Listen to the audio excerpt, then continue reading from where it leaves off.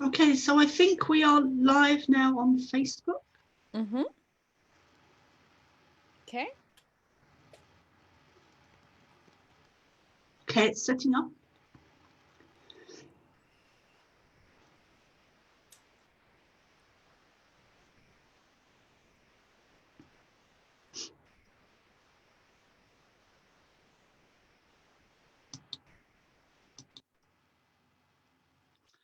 Okay, so thanks everyone for joining, and we've got a very special guest today, Nirvana Spirit Lange, and Lange, sorry, yeah. Okay, so Nirvana, if you'd like to start by introducing who you are and what you do. Okay, cool. Hi, Carol. Thank you for having me on your beautiful channel, and so nice to chat to you again. So, okay, so what do I do? Well, currently, as this whole pandemic, scandemic, quite restricted in what my passion is, which is creating talks and festivals and gathering people in where they can exhibit their products in, especially in the health and wellness arena, and also then sort of having different speakers at that festival, talk and wellness festivals. And we were going to have that in July this year, but we had to cancel all of that. The other thing that I do is I interview a lot of people, again, in the health and wellness arena, for a South African platform called the Body and Mind Health Directory, which has all people from aromatherapy to Zen meditation, coaches, healers, so they join the directory, and then I interview them, give them a 10-minute interview, just to get an idea of who they are and feel the energy through their voice, because our voices are very, very important. So that's what I do for Body and Mind. Through a very special friend of mine, Tracy. We've been collaborating for 17 years and do a lot of work together.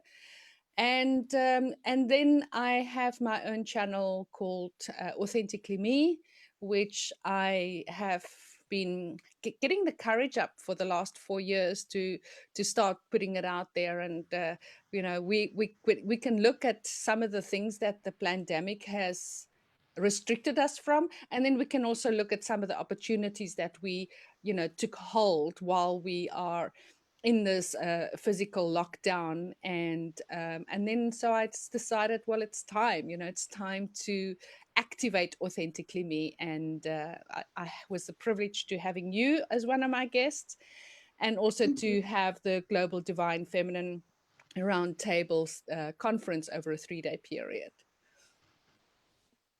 That must have been a lot of work. It still is.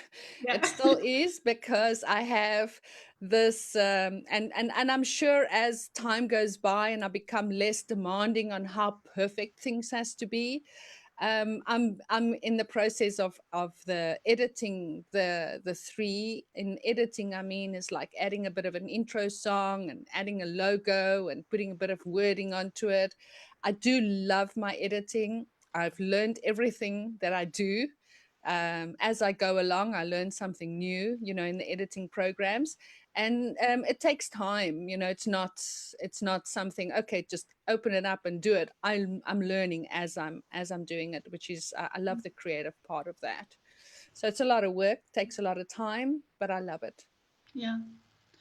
I think that with what's happened in the world, all of us are having to learn new skills and new ways of being online, and learning things like Zoom and editing and how to do certain things. And everyone seems to be having to work online now more and more. So it's a great skill to be able to learn and navigate through. And we really are learning as we go.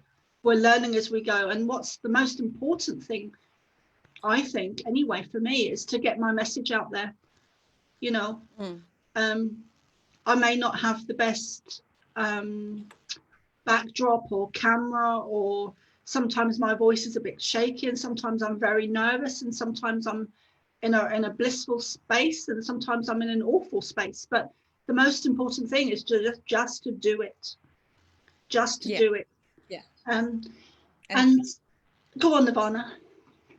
yeah, no, that is exactly what happened to me one day. Is after 4 years of putting it in the back burner and not having the courage, it really just one day, um, I was watching Laura Eisenhower, and she was talking to Paula Connor, and I was just looking how she just sat down. Laura just sat down and just spoke. There was no bells and whistles, and I say a lot of times, I say and I try and not do that, or and when I listen to my own recordings, I'm like, no, that's not going to happen.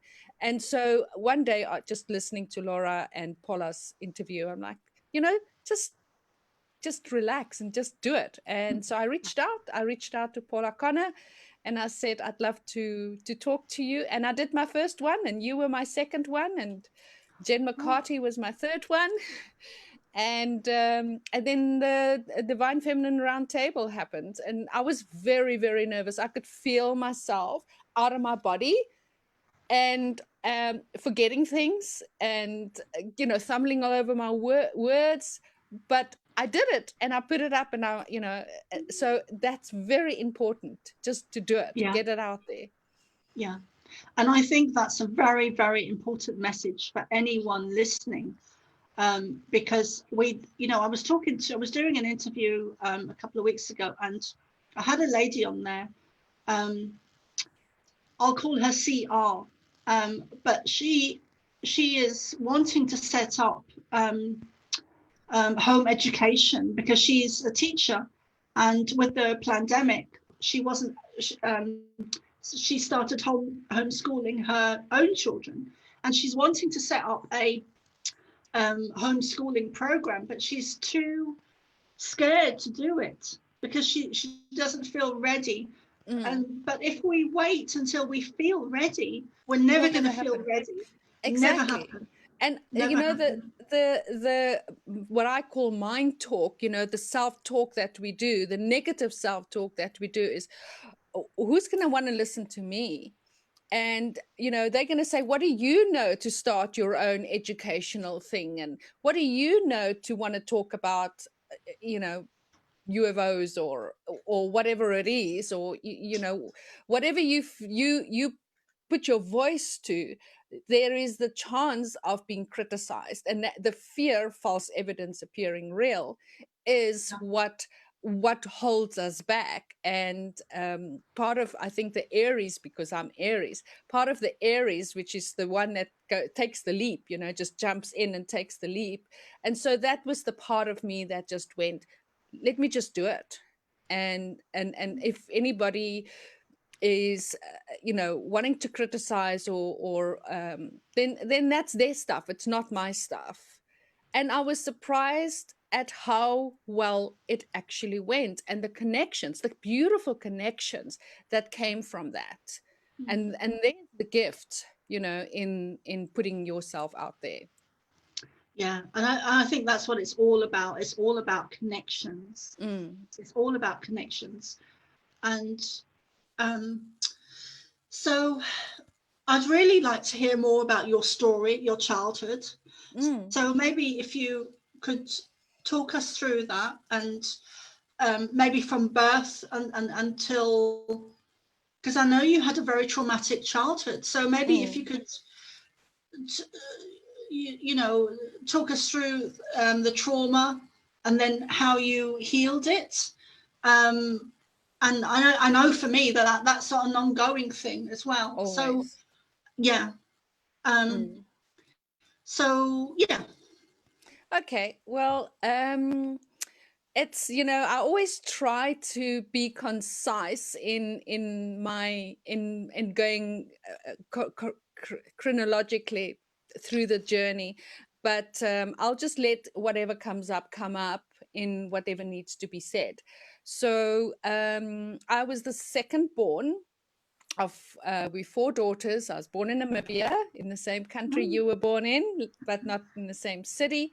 And the things that I remember, are that I was born squint. So from the age of 2, I had 2.5. I had an eye operation, and 3 and 3.5. I had 3 eye operations and had to wear glasses from the age of 2 to kind of correct the eyes. And being an Aries and the second born, I think you find a little bit more maturity as the older one. And so I was deemed as the rebellious child, the naughty child, because I really was different to my whole family. And so I always got into trouble because I broke my glasses, and I was always the one who got into trouble with everything. So, starting in a very, very early childhood, my father was a very, very strict man. He was a very aggressive man. And I do understand from a soul perspective. I also understand, of course, not then, but I also understand that his own childhood was quite traumatic, and he did what was dealt for him. And we know in the 60s, life was completely different. So, and I'm not condoning any of it. It's just that when you can let go and forgive, it really helps with the healing. So my father was a very, very, very aggressive man, and he drank a lot. And so he used to beat my mother, and he used to beat us quite severely. And from the age of 12, that's when the sexual abuse started. And so with the sexual abuse becomes being the good little girl. So if your daddy's good little girl, you would get special favors, or you would get a special way of being treated, taken out for an ice cream, or the way he spoke to you. If you were not the good little girl, and like me, I was very good at avoiding him when I could, then you would get the aggression, or the passive aggression, or the emotional mental abuse, which he'd be nasty. He'd be walking down the passage and just shoulder me out of the way, just to kind of show me what happens if you're not a good girl. You don't please daddy. And so that was quite hard, because I see how he treats my sister, and in a way I was like, I wanted some of that love, but that love came with a price, which was something I didn't understand, didn't want. And so it was that constant conflict of wanting a dad who loved you, but not, and then and not giving into that became then the abuse, the violent abuse that came our way. So and that went on until our final year, grade 12, which is what I'm a trick here, is the last time that he physically beat me. And I was 17. And so then I started working. I went straight out of my school here, my last exam, and went straight into doing hairdressing. So I went straight into working because I needed to get out of the house. And so within that, the part of, if you earn, you give me your money. So my sister and I, my elder sister and I, was in the same year from about grade 7, because she's a year and 7 months older than me, and she was held back, and whatever the details are around that, but we were matriculated in the same year. She was at home, I was the one earning money, and so he wanted my money. And if I didn't give my money, then it was the aggression and all of that. So the one day says, you either give me the money or you out of the house by the end of the week. I threw everything in a black bag. I went on to classifieds those days, and I mean, I'm 18 now, and I threw everything in a black bag. I found a room boarding with people, and I left, and I'm amazed, even though my life outside of my home, which was, you can't talk to a boy, you'd be beaten. You can't look at a boy because we belong to him. So so for me, understanding was that sex was love, and so you look for love through sex, because that is from a very young age, the programming or the indoctrination or the belief, because now you're looking for that love outside of yourself. Yeah. And that was a journey I did for many, many, many years, was looking for that love outside of myself. And I always looked at it, at men to love me, to approve of me, and through sex. So that was it was a very, very tough journey, because I never really understood that for men, sex is sex, and they will always take it when I say always. Please, I'm not generalizing to all men, so I'm just want to say that I'm just talking about my own experience. Yeah. And so so my inner what do I call it, my inner confidence, my inner, like, I'm not good enough, I'm not this, I'm not that, because I could not really find that person, that outside love, because basically they all wanted just sex. And so I started going to psychologists and psychiatrists, and really looking for, why are things so wrong? Why are still, even in the workplace, was I attracting that harasser, sexual abuser? Why was I continuously through my adult life always coming up with the same thing? What am I doing wrong? That was always, what am I doing wrong? I am sending out the wrong message. And it was only up until about 2004 when and I'm jumping a little bit, so that I got the answer. But from the psychologist and psychiatrist, I never really got to the point where I felt that I was being fixed, because I was looking to fix myself. I needed to fix myself because I'm messed up, I'm screwed up, I'm damaged goods, all of those wording that we tell ourselves, especially when we compare ourselves to people who didn't go through that, and we see how well they're doing, or we see, compare ourselves. If I wasn't abused, I would be so much better. I would be such a great person. I would be, all of that language that we compare ourselves with. And so therefore I was damaged goods. And so I needed to fix myself. And so it only really started for me in 1999, 2000, when I met my soulmate, who, when I left my marriage for this beautiful being called Mark Kaplan. He's an angel now. I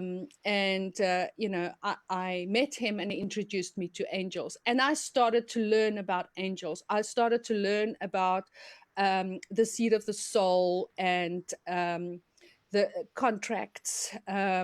What is the other word I'm looking for?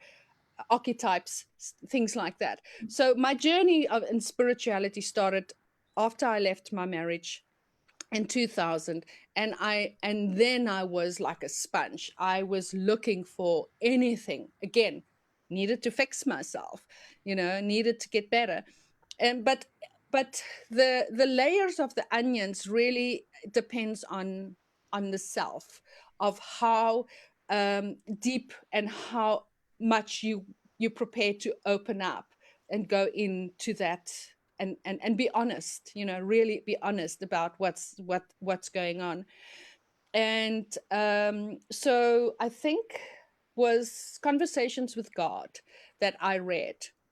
And yeah, so Conversations with God really just like, wow, that was like, something I knew that I knew, but I didn't know that I know. And it was like literally telling me stuff that I could never even have imagined to verbalize, but I knew it, you know. And so I then got the book, The Little Soul in the Sun, which is an expert of conversations with God, where they took out that piece about where the little soul went to God and said, I want to know who I am. And God said, well, why do you want to know who you already are? And he says, well, I want to experience myself as the light. And so at the end of that story, the end was, I send you nothing but angels. And so everybody that comes into our lives, the baddie, the person that does that not so nice thing, they are all angels. And we have this soul agreement, and it's very, very hard because we are now dealing with so much stuff. And I've become more and more aware of the off-planet stuff, of the influences that is happening, the draconian stuff, you know. So at the moment, I'm in between that question of, yes, there's a soul agreement for the soul's experience to experience itself as soul, but then there is also the draconian influences, which a lot of people cannot even grasp. Especially I know in my family, just in my immediate family, I could never speak about the off-planet influences, the draconian mind control, the how they are harvesting the young ones, the energy, the sexual energy of the young ones. And that's another layer to it, because this is not just one dimension. There is so many dimensions to it. So I think that after I met my twin flame, who lives in Australia, and I spent about a year with him, he was also hugely part of my understanding of the off-planet stuff and exopolitics, and taking me further to the next level, because when the pupil is ready, the teacher will come, they say. So he's in Australia, I'm in South Africa. I'm been on my own. I've come back in 2016, and I've been on my own, and I don't need that approval anymore. I don't need that, other to make me feel. I've got my 2 cats, which I love to bits, but it doesn't mean you have to be on your own. It just means that I am at the point where I'm content with where I am, and I understand the journey of my journey has created who I am today. I can and all the sisters have experienced it differently, are in a different place in their lives. They are, dealt with it differently, understand it differently. So I am where I am today because of my experiences. I can talk about it. I can help others, and I can have this compassion that is because of what's happened as a child to me. That was a long story. No, thank you, Nirvana. Thank you, darling. I wanted to ask, where was your mum? Because you never mentioned your mum. Yes. So, because again, my mum was, I think, about 16 when she and my dad got married, and she was 17 when she had the first child, 19 when she had me. Also come from, her circumstances, which is part of her choosing my dad as her husband. So my mum never worked. My mum never drove a car. And so in the 60s, as you know, the woman stays at home, apron on, and make sure everything is ready when hubby comes home.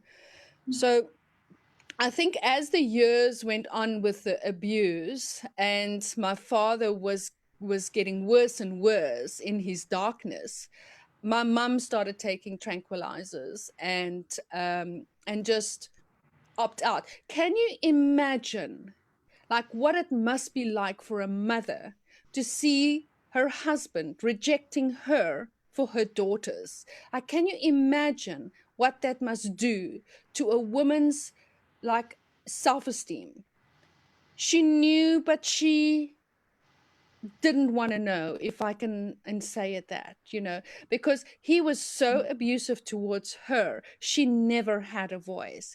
And many years, and it still comes up on occasion, that I think, why were you never there for us? Why did you never stand up for us? But I do have a great understanding and compassion that it from where she came as a 16-year-old, her mother died when she was 16. She had no maternal, and her mother also drank a lot. So there's a lot of, stuff. She never had that maternal influence to help her. And so, and my dad didn't either. His mother committed suicide. So my dad also grew up from the age of 10 without parents. Like, he was shunned from one side to the other. So they never really had. And again, it's not condoning or excusing. It's having compassion and understanding. Yes. Yeah. And so my mother, just numbed herself out with tranquilizers. And I think it was,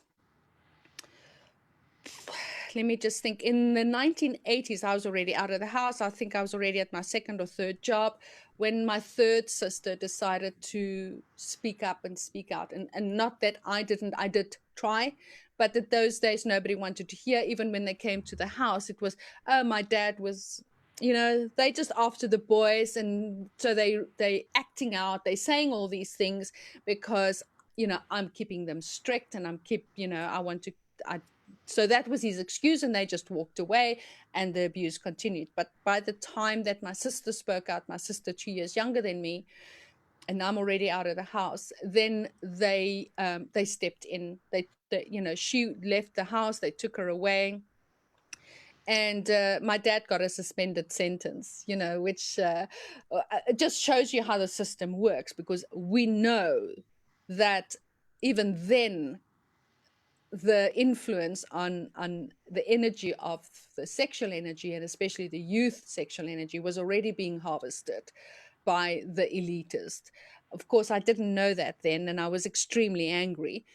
So it's really after that, my dad found Christianity. He found God, and he became a reborn Christian. And then he really started to turn himself around and apologized. Never really in detail, but he apologized.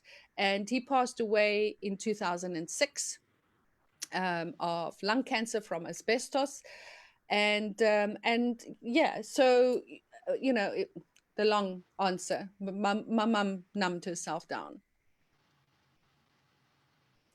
Wow, you've really been through it.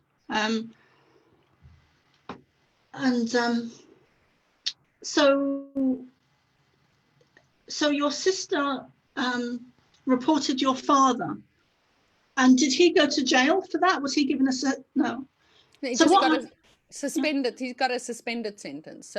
So yeah. So I'm not sure if the word was guilty, and I don't know if it's even on record anywhere, but it was a suspended sentence. So he never went to jail. I know that they came to fetch him in a van, but I wasn't there, and I can't remember. There's a lot of stuff that I can't remember, much of the details. I wasn't there. I know that I was extremely shocked that my dad was like in my entire being, that my dad was arrested. Like, it broke my heart, and it just shows you the conflict of what happens to a person that goes through that kind of an abuse. So but yeah, he didn't didn't get a jail sentence. And what is your relationship like now with your sisters and the rest of your family? And is your mum still here? My mum is still here. She's in her 70s. She remarried. So I would say, I'm so different to my sisters. I'm known as the freak daughter. You know, Yeah. I have, like, you know, we have a relationship. I could never have conversations like this with them. Um, they they call me the sister from another galaxy, or you know, stuff like that. So I've got my Do sister they, who. Mhm. sorry, Nirvana, do they say that with a negative connotation, or do they say it with love? I think sometimes it's more like a mocking thing, you know, like it's more mocking. They know that because I grew up having to go to church and having to, you know, go to Sunday school and having to study the Bible and having to conform and all of that. And when I left home, I was like, God, I don't want to know God. Where was God when I was a child? Why wasn't he there? Why does he let these things going? Always understanding through the way that the religion wants to control, that God was something outside there. So I was very angry with God, and I didn't want anything to do with God. So I found myself an atheist husband, which was perfect, you know, in the 10 years of me, what I would call being in a, like a, no, there was no real major events, in a way that I think it was a healing cocoon time for me, and until I met Mark. And then of course everything just exploded, and it was time to crack open and really start bringing all of that stuff out and finding the God within me, which was my journey to do. So yeah, I can't even remember what your question was. Okay, I can't either.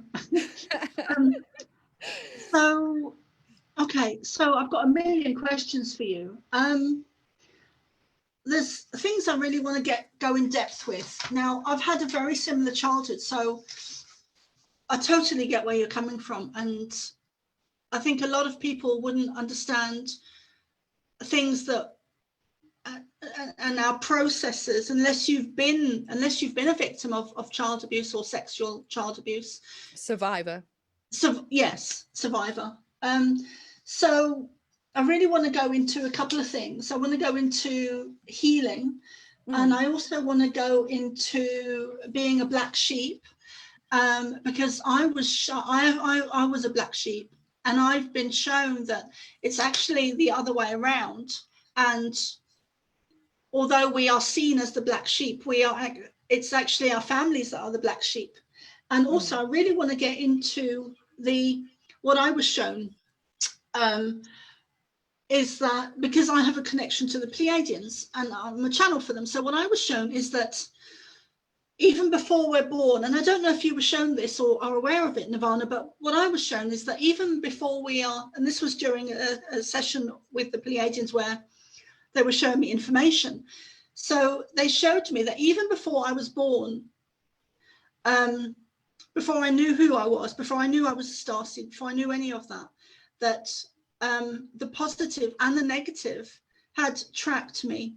So that when I came in, I was put, or chose myself to be put into a family that would abuse me in the way that they did, sexually, mentally, physically, poverty, lack of food, lack of nutrients, lack of everything, really. And also my mum I always termed her emotionally unavailable, because she wasn't available emotionally. She was like your mum was trying to numb herself to the truth. And people do that through two obvious ways, is drugs and alcohol. And also being ungrounded as well, because you can numb yourself by being ungrounded. So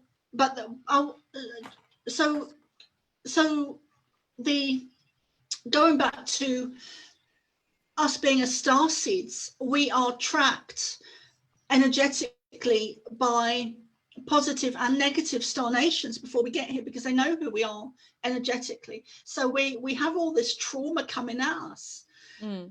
to stop us from being on our paths. Because like you were saying, you know, if we hadn't ever had all this trauma, horrendous trauma that we've spent years trying to and successfully healing and clearing to some degree. Yeah. And there's different layers, different of the onion. There's different levels of the onion. And that, for me, the onion has been huge. But what is your understanding of being of being a black sheep, and of the negative and positive knowing us before we get here, and the trauma being part of the negative agenda plan, which, you know, you could call them negative ETs or cabal or black hats or Illuminati or whatever you want to call them. To me, it's all the same thing. Yeah. What is your understanding of that? Have you had a similar experience where you saw that? Well, you know, as a child, I don't think I ever understood that. It only really started for me when I started to journey into my spiritual healing in a way. But I want to go back to the black sheep. So I call myself now the psychedelic sheep. I no longer call myself the black sheep. And because I love that. yeah, psychedelic sheep. So that's no longer a black sheep. Also, with John DeMartini, that I did a workshop with or a course with, he really made me understand something amazing. Or I realized something, that in a family dynamic, there is the group. Like, let's use my family, all my sisters, my mother, they all have the same ideals, Christian, the Bible, all of that. So it needs something, as you know, opposite to balance that. It needs to be balanced. So it's very much about what you are speaking about, you know. So because the souls needs to balance itself in its experience, I had to go into that family to balance that whole thing.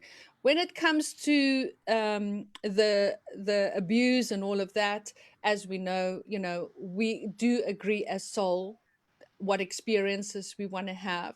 And again, I'm still, now that I'm become more aware of the exopolitics and all of that, I still feel that there might be more about that rather than just the soul. I haven't got the answer yet.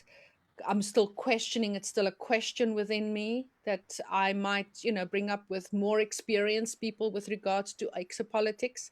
But you know, is there more influences that just the soul's agreement, or is it just soul wanting to experience itself in that way? So I don't know what the answer is with regards to sorry, I just want to do that with regards to the soul's agreement or understanding my part in this family dynamic. You know, it's still a question that I'm chewing on and continue to chew on. Okay, that's a great answer, because I think that experience I had where I was shown that the negative had set me up to be abused, to take away my power, to take away my voice, to stop me from being in my own shoes, being in my own path. They haven't stopped me, they've delayed me. And I think that experience was quite extreme. It was quite way out there. But I do know that a lot of other people have had similar experiences that are starseeds and are saying the same thing.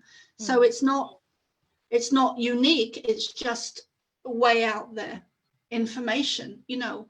But I think, you know, like any spiritual experience, unless you've had the experience, you can read it, but when you experience something, it affects you on a soul level. It it's a game changer. It changes everything for you. So yeah. Okay. So I just want to ask you quickly, Carol, if you could maybe hold the space for a few minutes. I will do. Okay. Love. Yeah. I'll be back in a sec. Okay. Okay, great. So while Nirvana is taking a quick break, there's some things I'd really like to share with you. I am planning to set up a spiritual center and a spiritual community, and based on the Earthship models. So I'm looking to gather a team at the moment. I'm planning on doing this in the United States, of all places. I've been told to do this in the United States, of all places. So I'm looking to gather a team together. So if you're interested, I'm planning to do a spiritual center and a spiritual community based on the Earthship models that use natural resources and recycled materials where possible. And normally it's very possible.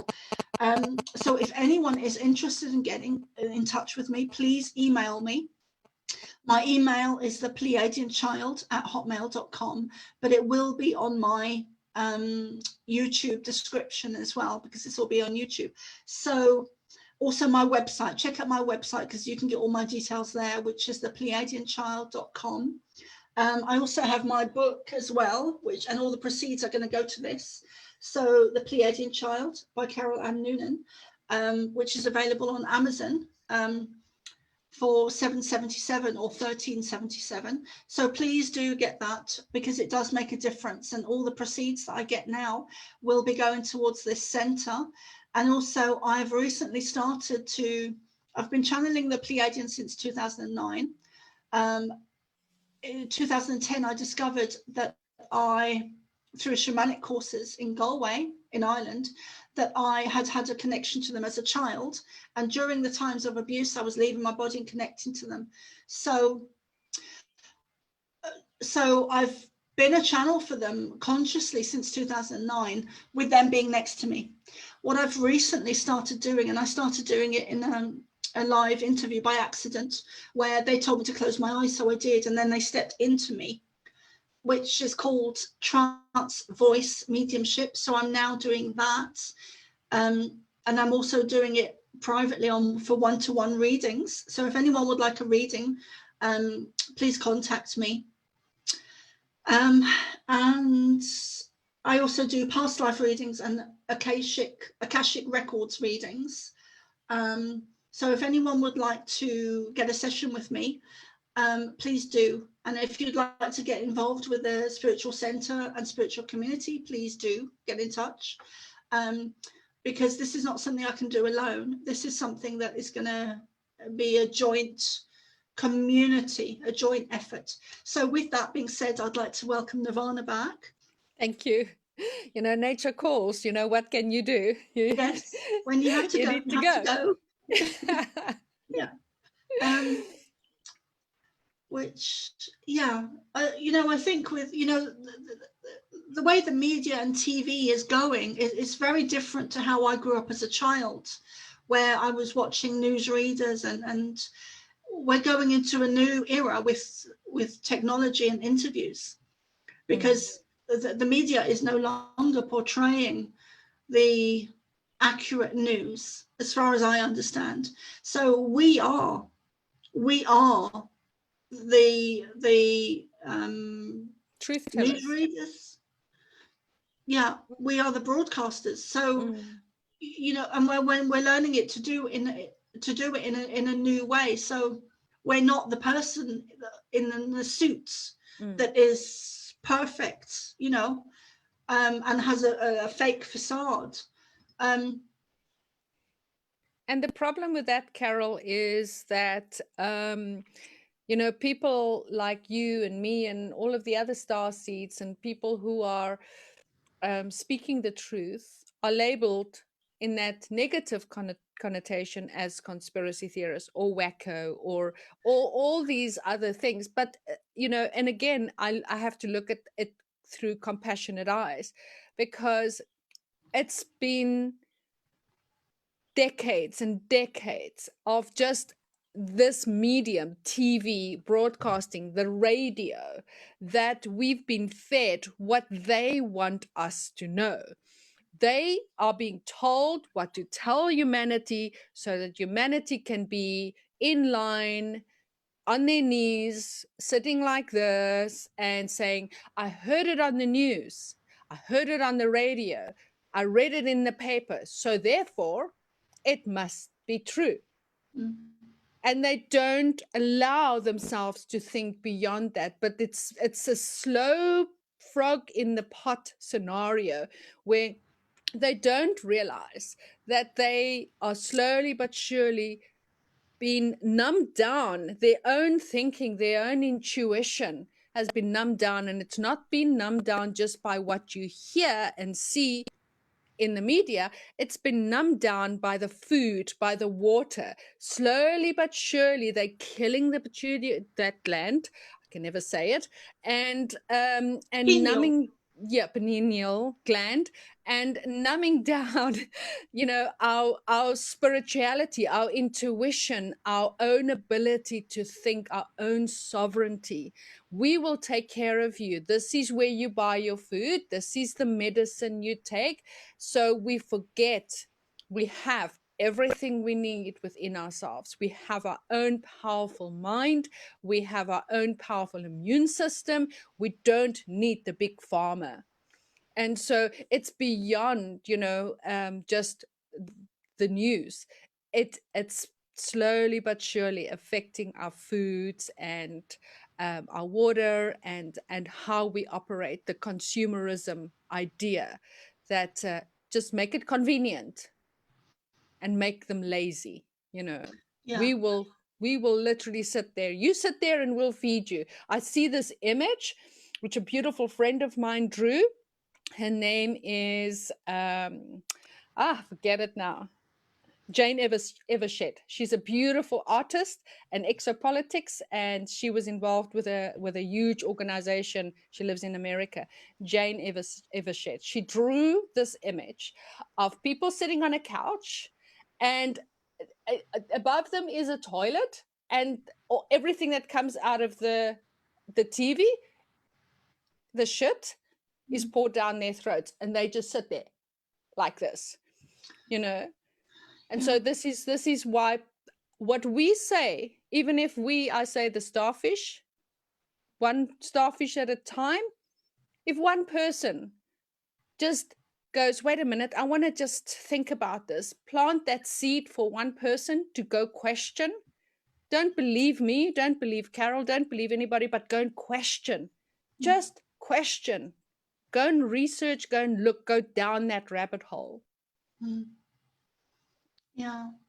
And a lot of people don't get that. I remember I was working for some computer company years ago, just after my college days. And it was years ago. And I was in the office and I was questioning something, and I said it out loud. And the guy next to me said, ours is not to question. We're not here to question. Just be quiet and shut up. And I just looked at him and I thought, oh my God, do you really believe that? And he did. He really believed it. And I think, we do need to question everything. And I do say to people, don't believe me. Don't believe what I'm saying. Like you've just said, don't believe what I'm saying. Go away and research it and ask for your own experiences, your own spiritual experiences where the truth is shown to you, because everything we've been taught is a lie. It's a complete lie. And so, the funny thing is that people always say, so where's your proof?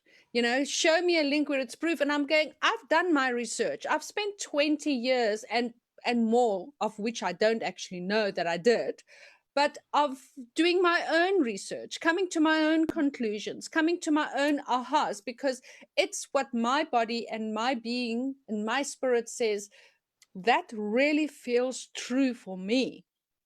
So go and find your own research. Go and find what your spirit and your being tells you is true.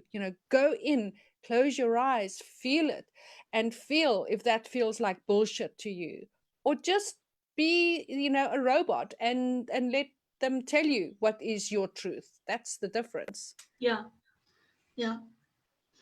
And I really wanted to ask you as well, how, like, people that are listening, and if they've been through similar trauma, how do they heal from that? How have you healed from it? And then I'd really like to talk about UFOs and some of the more Off-planet stuff, the yes, wacky stuff, yes, the juicy stuff. the juicy stuff. And not that healing is not juicy. It certainly, you know, Well, it's is. painful. It's Well, painful to heal. it is definitely painful, and it's an ongoing thing. You know, as you know, it's an ongoing thing.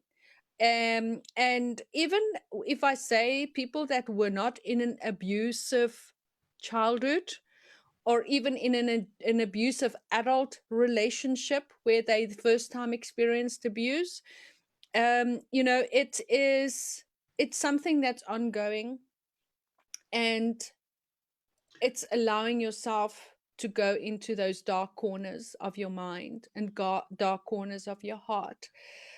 It's one thing that I feel is very important is you are the being, the light, the consciousness that you are beautiful and pure and are untarnishable, undamageable. This that's happening on this physical level, and I always say, you know, be real. If I hit my toe on the corner of the table, it's bloody sore. Don't come with the spiritual stuff. I'm bleeding right now. It is sore. So I always try and bring it, you know, bring the balance of the two, because it is bleeding and it is sore and my toe is paining at the moment.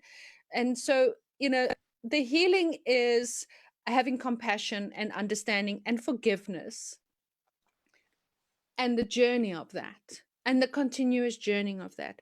You find yourself in a space where I sometimes still think of, you know, something where I'm thinking of something that happened to with my dad, or I'm thinking of why was my mother not there, or I'm thinking of my relationship with my sisters, and I have that resentment coming up that I'm so alone, you know, in this family. Like I feel so alone. But then I have the ability, because of the years that I've spent, to come back out of that, bring it back to myself, and know that I have everything inside of me that I need.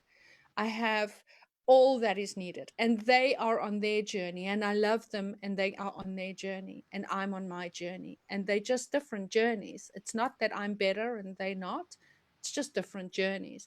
And so when we can understand that each of us are at a different place of our journey, no one is better or worse, and shit, there is some shit out there, there is some ugliness out there. And if we bring it back to our hearts and our love and forgiveness, we can use that energy to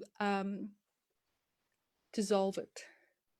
You know, healing is not a one word, a one action thing. It is a constant journey of and it's not like, oh my god, do I have to spend my whole life having to heal this shit? It's sorry. You know, it is the human experience. You are spirit having a human experience, and then all that other weird influences that we have to deal with in this human experiment. That's really beautiful, Nirvana. Because it goes so deep. There's so many layers to it as well. And for quite a few years, I felt stuck, and I didn't know what I needed to heal, because I'd already forgiven them for abusing me, and I was just stuck because I felt there was something else I needed to heal, and I didn't know what it was. But actually, it was that I needed to forgive myself. I needed to forgive myself. So it's about forgiving them and also forgiving ourselves. Yeah.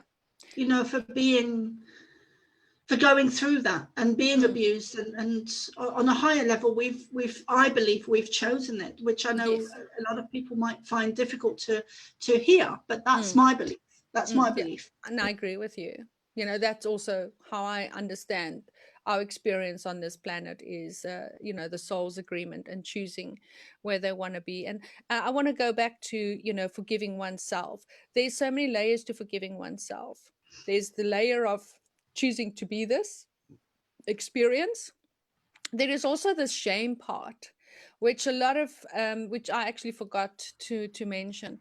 There's a very long period of shame that happens, which a lot of people who's been sexually abused as a child cannot verbalize. They don't know how to verbalize. They don't even know how to articulate what is that other part, that dark part.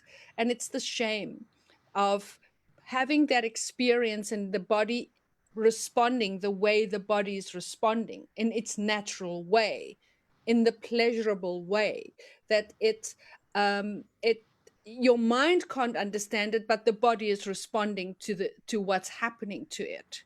And so as you go older and understand about sex more and more, you become more ashamed of what happened and how the body responded. And that is the biggest, most important thing. If I could leave that message, is to let go of that shame, because the body is going to respond. If you, again, hit your toe on the corner, it's going to hurt. If somebody touches you in a way where you are out of your own control, it's going to respond. And that's not your fault. It's not you choosing that.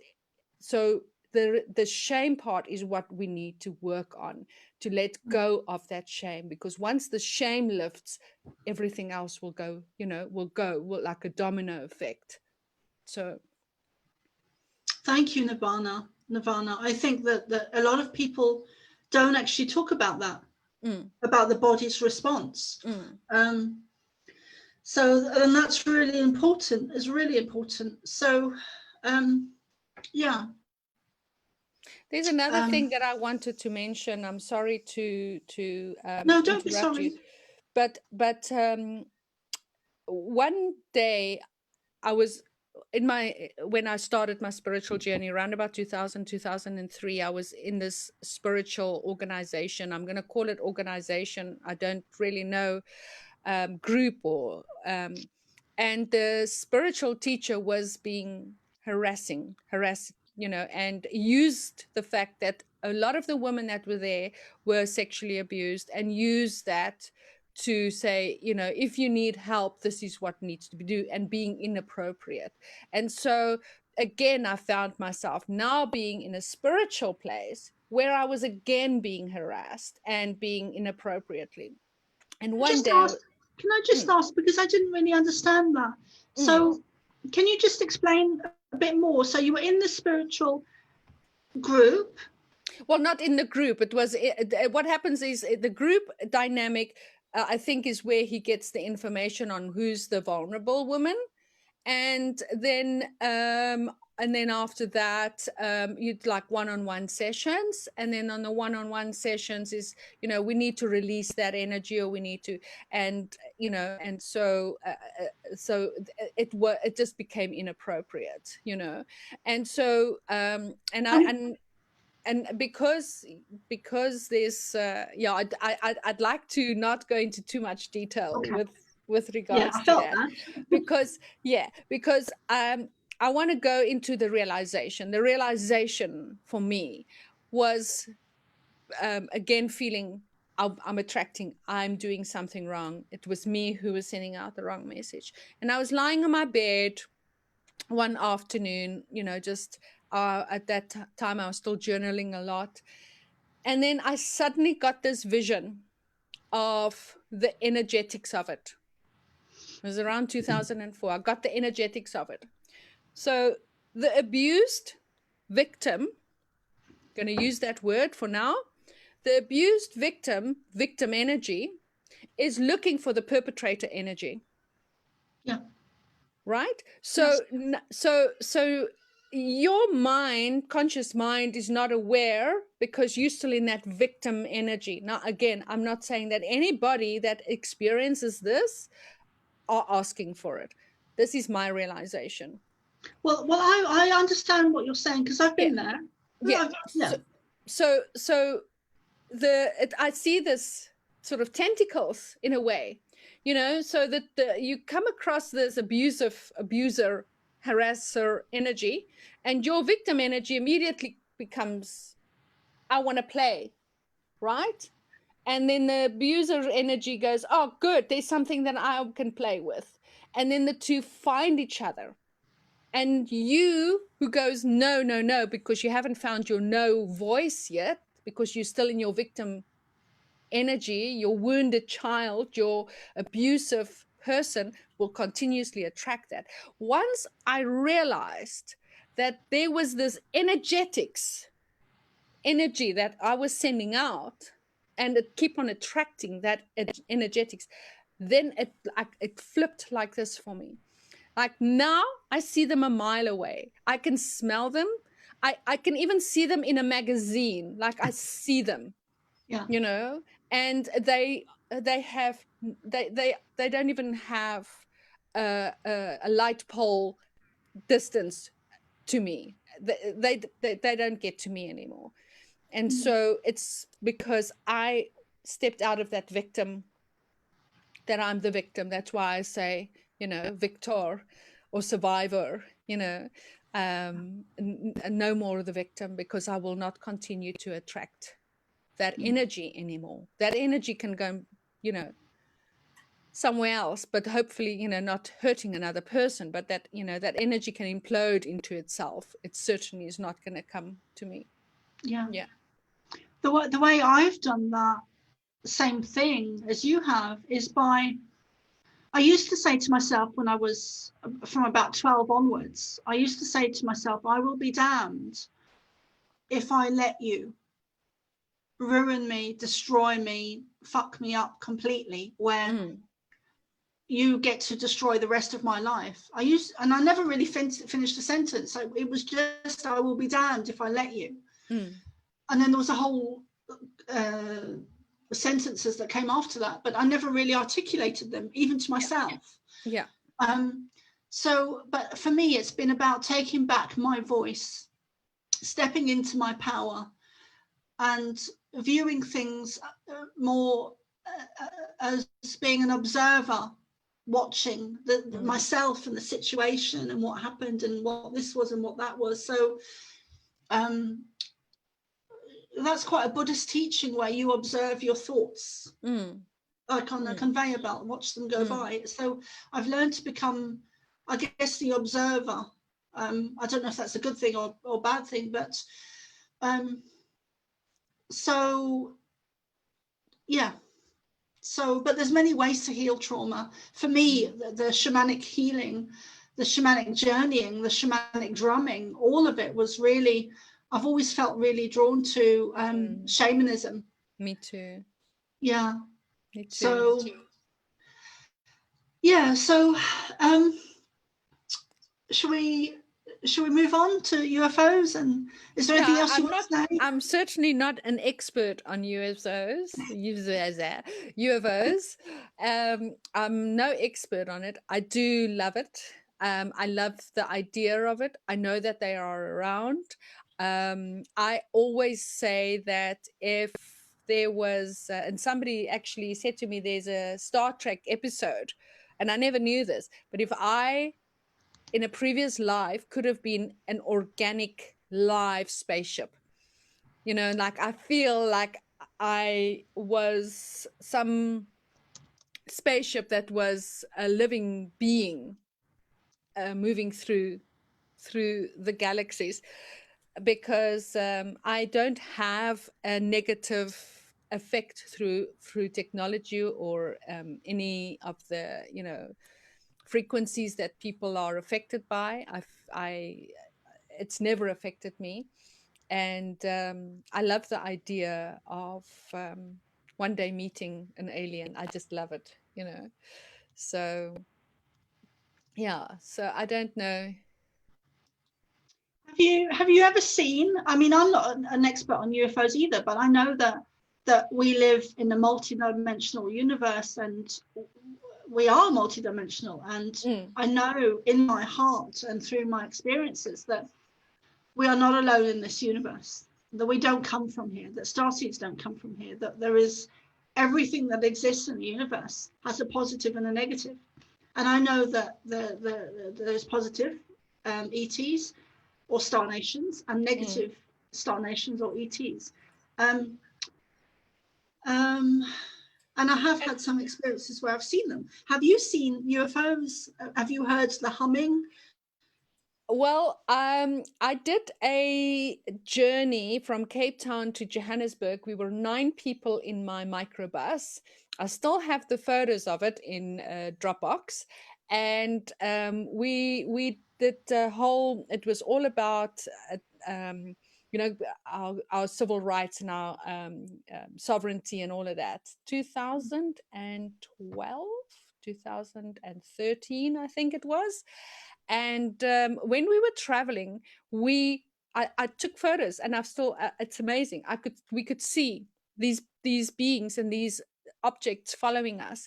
And there were one moment that we were traveling, and immediately the weather changed. Like immediately, we went from sunshine to ice cold, dark, pitch black, dark clouds, and hail's coming down, and the road was completely closed. We could not continue. We had to take a detour, and as we took the detour, like all of these things, like whatever was happening, it felt like I was in another dimension, because there I was, sunshine, driving. The next moment, and I was driving, and I still had an old BlackBerry, and I was driving with my hand outside the window with my bus, because I can do so many things when I drive. And I'm clicking my phone, taking photos of the clouds. And it was, I think it was much later. I was sending them to Michael in Australia, my twin flame. And he was like, you have to see what's in your photos. And he was like, and I could not believe the stuff that that was appearing in the photos, and also how the atmosphere changed, you know, the actual atmosphere that we were in, and we were forced to divert. It was, yeah, it was from a science fiction movie, I'm sure of it. So That's so interesting, because yeah.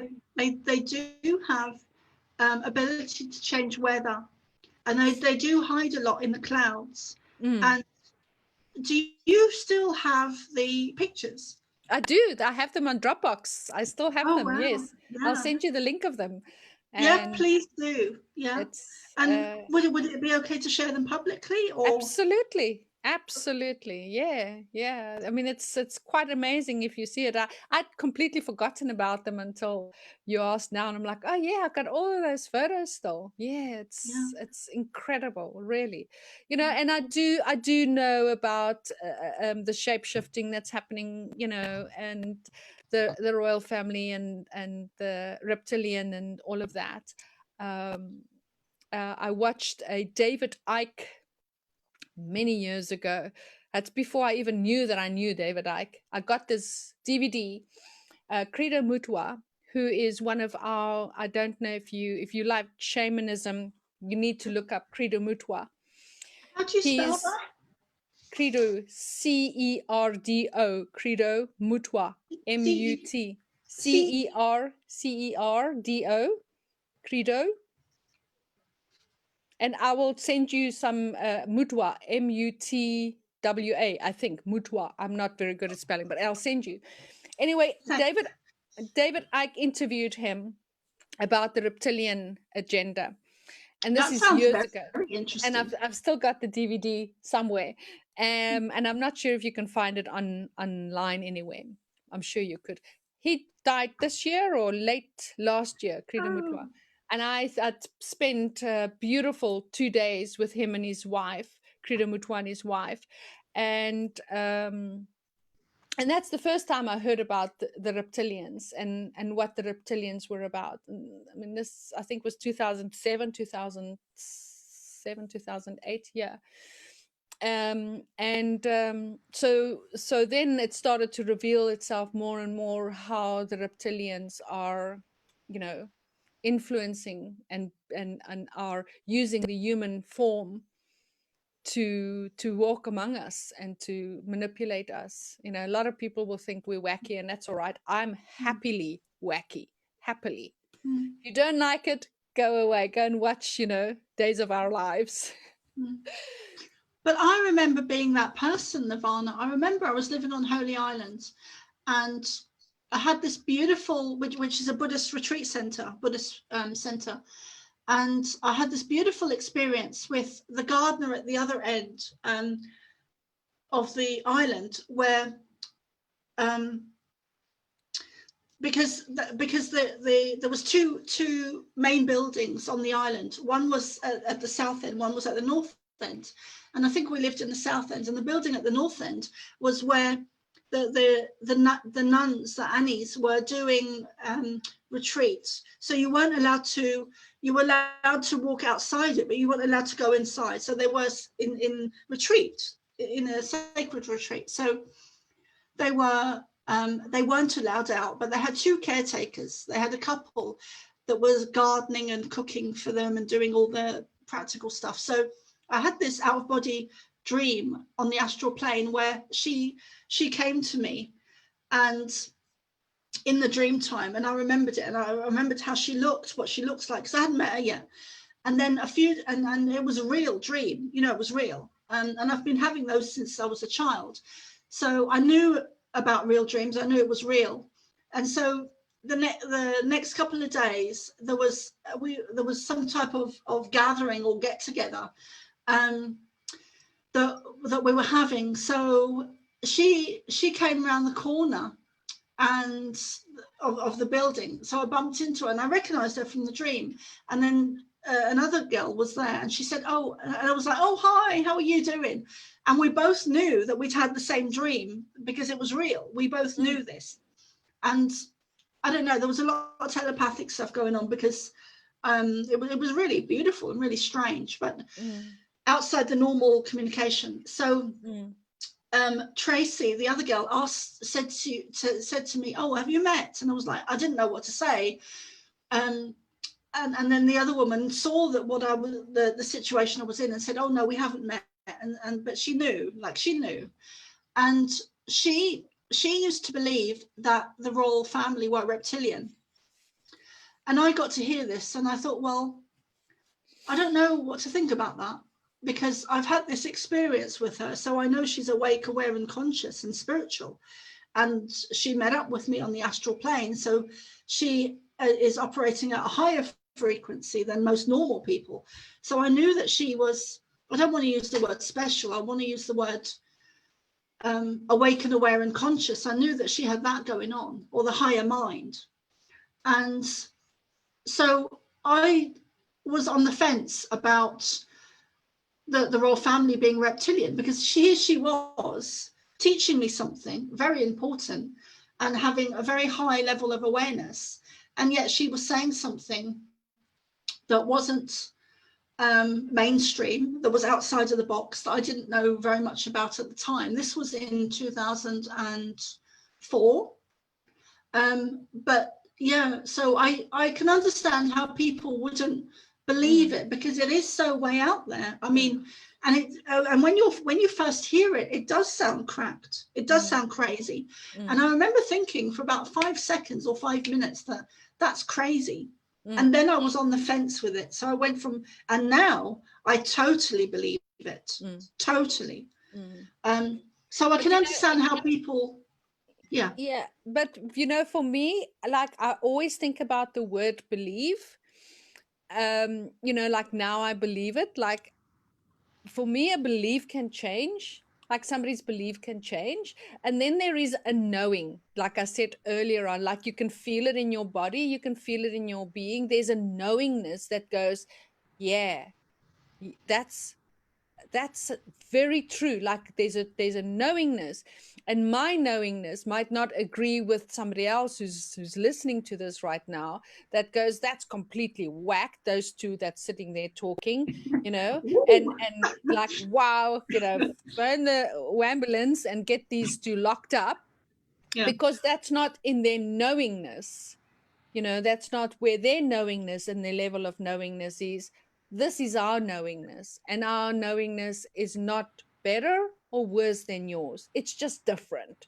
And I think if people could start understanding that we all are on different understandings of life, of energy, of spirituality, of religion, of politics, of, you know, whatever it is, this pandemic, we're all on different levels of our understanding. It doesn't make what I believe and my understanding, I use the word believe, my understanding to be wrong. It doesn't make mine to be right. It's my understanding. And I'm sharing my understanding with you, and we are relating to each other's understanding. And those people who are joining us, who are relating to that, they will go, yes, I relate to that. And there's others that's going, let me just log out of here, because that's not my understanding. That's okay. And like, you know, and not to condemn each other. That's the part that I find so challenging, is the constant condemning of each other's understanding. I like the word understanding. I'm just breaking it down as I'm saying it. It's standing under, you know, standing under something. So you choose on what you're standing under. You're standing under that, or you're standing under this. And, you know, this is where you choose. You stand under. I like the word. I like the way I just broke that up. Yeah, that was really good. I like to play with words sometime. Yeah. There's so much more we could go into, and so maybe we could do another one, which that would be really great. It'd be really great to do some more of these. I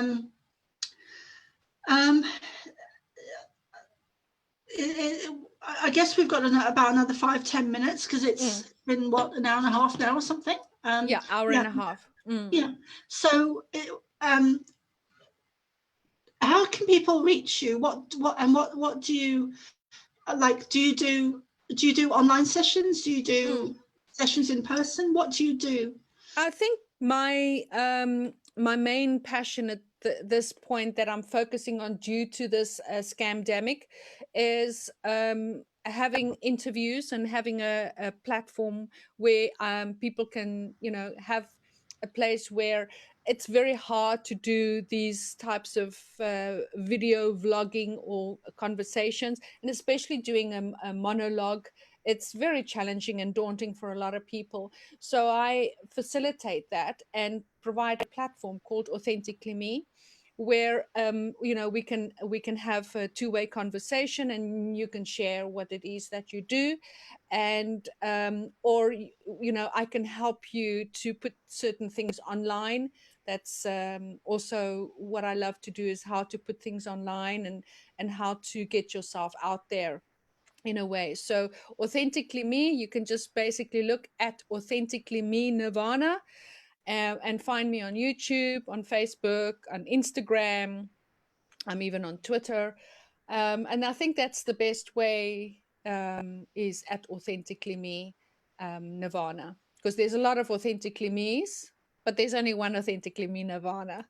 So so yeah, so if anybody is looking at a way where they could you know, and also just want to listen to the conversations that I've been having, go to my YouTube channel, subscribe at Authentically Me Nirvana, and get an idea.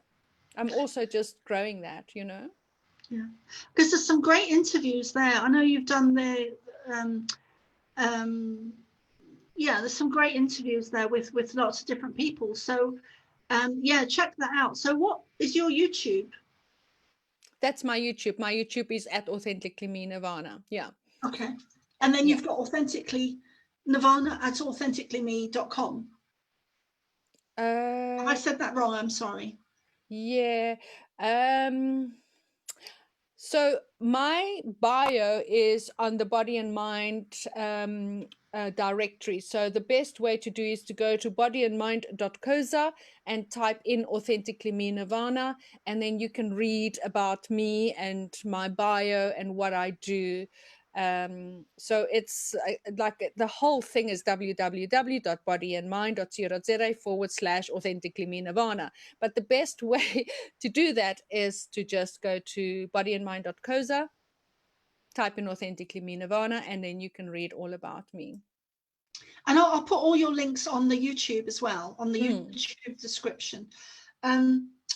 So yeah, I just want to briefly mention that I'm going to set up a spiritual center stroke community and community, based on the Earthship models in America. So I'm looking to get a team together. So if you'd like to get involved with that, please email me, please message me, please get in touch. Most of my social media is the Pleiadian Child. So I've got the PleiadianChild.com. You can also find me on Facebook. My email is the PleiadianChild@hotmail.com, but I'll link all my description on YouTube as well. So if you'd like to get involved, please message me. I've got a donate button on my website as well. So yeah. So is there anything else, Nirvana? Just I think just to end off with, and not going to open up another Pandora's box about this. We can do that at another time, but I want to say, people, take off your masks, breathe in air, get your hands into the soil, get it dirty, get it full of beautiful bacteria so that you can, strengthen your immune system. Get rid of all of these sprays and chemicals which are taking away from your body's innate ability to heal itself. Go and hug somebody, and don't let your you hug a tree, but hug somebody, because now there's this, hashtag social distancing. I hate the word social distancing. Physical distancing. It is actual physical distancing. And so I'm saying, go and hug somebody. Get that energy, get that, because we need that. This is part of their plan to separate us from that beautiful healing of getting a hug. So that's my message. Yeah, it's so important. And I think that's also part of it, because I think that we are on the precipice of waking up collectively as a whole. The whole of humanity is on the precipice of waking up collectively, and by social distancing, you're actually suppressing that from happening. Physical distancing. Yeah. Because when you're in the presence of someone who is awake and aware and conscious, energy will bleed into your energy. So it helps you to become, or the other person to become, awake and aware and conscious. Energy is contagious. It's like smoke. So it has fluidity and movement. So when you're in the presence of great people, like spiritual people, like gurus and people like the Dalai Lama, because I've seen quite negative information about him recently, so that's a bad example. But when you're in the presence of people like that, it infiltrates your energy, so you pick up energy that is enlightening to you. It raises your consciousness. So and that's what's happening at the moment. That's why we've been told, that's partly why we've been told to social distance. It's so that your light doesn't spread to others. Yeah. So I would say, like, what we're doing here is one way of connecting, but it's not doing what it needs to be doing. What you were talking about, 100% is to be physically together. It's like I see this of tuning forks. We vibrate, and there's a vibration that harmonizes energetically. And so without that, my tuning fork is just the fork. It cannot sing its song because it's not, vibrating with your energies. And for me, a guru is, you are my guru. My cat is my guru, the butterfly that sits on, my flower. So I've learned over the years to no longer make that guru, but to just anybody that you are resonating with, that your fork can sing its song with, is helping to grow that spirituality, that gives you that spiritual fuel that we need without this physical distancing that they are forcing on us. So don't have to look for big names, don't have to look for big, things out there, because even the street sweeper can be that song to your fork. Yeah, that's so true. Mm. And I remember once I was in Galway, and um, I was outside, and Galway's quite a small town. They call it a city, a small city, but it's really a large town, and it's a beautiful place. But I was with some friends, and we'd just come out of having coffee outside, because there's lots of tables and chairs where you can sit and relax and have coffee outside, and cafes and stuff. It's on the coast as well. So there was this guy that was there, and he was a drunk homeless guy, and I remember looking at him, and his aura was shining. He was really shining, and he had this beautiful energy, and he was in rags. People were laughing at him and being quite cruel. And I looked at him, and I really felt some type of real connection to him, and I could see his aura, and I could see his spirituality, and he was just, to me, he was just beautiful. And so, and yeah, I've had some experiences with people in suits where, I won't go into it now, but it takes all sorts, and you can get beautiful, poor, spiritual people that are in rags, and you can get rich, diabolical people that are in suits, in power. And so we need to stop judging. And there's also a thing that's gone out over the last 10 years or so, and I've seen it quite a few times in different ways, but it's about a little girl that is, and I've seen it on the internet, it's a little girl that is dressed in rags, and she's a dirty face, and she's dirty clothes, and she's poor, and she's homeless, and she's skinny, and she's underfed, and she's asking for people for money on the street, and no one wants to know because of her appearance. And then it clips to it, fast forward to a different clip where you've got this beautiful girl who's very well groomed. She's got beautiful long curly hair, and she's in beautiful clothes, and she's very well to do. Her family have got money, and she gets into this beautiful car, and people are very willing to she's asking for money as well. So people are very willing to give money because of her appearance. So we need to stop judging just on appearances, because it's a falseness. It's a falseness, Yeah. Anyway, Great. I'm going to stop talking there. And so the one thing I did want to say is, if you're listening to this on Facebook, or anywhere actually, but mostly on Facebook at the moment, because if you have any questions, please type them in the Facebook, in the comments now, because what we can do is me and Nirvana can come back and do a part 2, and we can answer any of your questions that you have about anything, especially to do with trauma and healing and family situations within that.